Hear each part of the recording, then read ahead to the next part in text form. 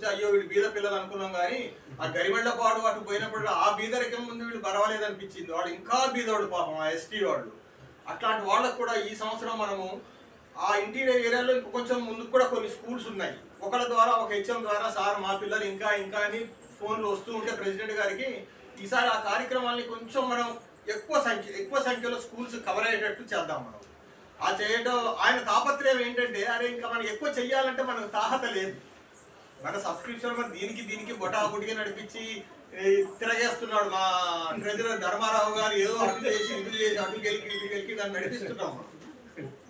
అందుకే ఇప్పుడు మన ప్రెసిడెంట్ గారు ఒక మాట అన్నారు, ఇట్లాంటి వాళ్ళు కూడా పూనుకొని కొంచెం వాళ్ళకి వెలుసుబాటును బట్టి, వాళ్ళ వీలును బట్టి, వాళ్ళ వెలుసుబాటు బట్టి వాళ్ళు ఎంతో కొంత ఆర్థిక సహాయం చేస్తే ఆ అనాథ పిల్లలకు కూడా మనం పుస్తకాలు, పెన్సిళ్ళు, బ్యాగులు, మనకు ఆ వచ్చిన అమౌంట్ బట్టి వాళ్ళకు బ్యాగ్స్ కూడా ఇవ్వగలుగుతాము. షూస్ ఇస్తే ఆ పిల్లలు ఒక్కలే కాదండి, పిల్లల తల్లిదండ్రులు కూడా మనం ఆ బ్యాగ్స్, డ్రెస్, షూ వేసుకుంటే పిల్లల తల్లిదండ్రులు ఎంతో ముచ్చటపడుతున్నారు. వాళ్ళ పిల్లల్ని అలా చూడలేదు. వాళ్ళు షూ, టై ఇవన్నీ కట్టుకొని మనం పెట్టడానికి.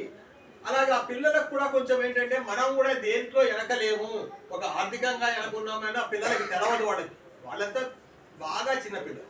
కాబట్టి ఇట్లాంటి దాతృత్వం ఉన్న మా కోడలు లాంటి వాళ్ళు పూనుకొని ఇంకా కొంచెం కూడా అమౌంట్ వాళ్ళ వెలుసుబాటుని బట్టండి. ఏదున్నా ఎవరి వెలుసుబాటు, మీరు కూడా ఇప్పుడు నేను ఒక్కనే కాదు, మీ అందరికి కూడా మీరు చెప్తారు. ఇప్పుడు మీ పిల్లలకి, వాళ్ళ కోడళ్ళకి, వాళ్ళకి చెప్పి ఆర్థిక సహాయం చేస్తే మనం చేయొచ్చు. మన కోసం మనం ఏమి చేసుకోవట్లేమండి. ఏది ఉన్నా కానీ వాళ్ళ కోసమే కొంచెం భారీ ఎత్తున చేయడానికి కోసం ఇప్పటి నుంచే మనం ప్లాన్ చేసుకొని ఈ బాగా బీద పిల్లలకి పుస్తకాలు ఇవ్వడానికి కూడా తోడ్పాటుకు మా కోడలు కూడా తప్పకుండా సహకరిస్తుందని నేను ఆశిస్తూ, ఇంకా లేట్ చేయకుండా ఈ కార్యక్రమాన్ని నిర్వాహకులు జ్యోతిని భోజనాలు వడ్డించవలసిందిగా సార్ మీరు ఒక్క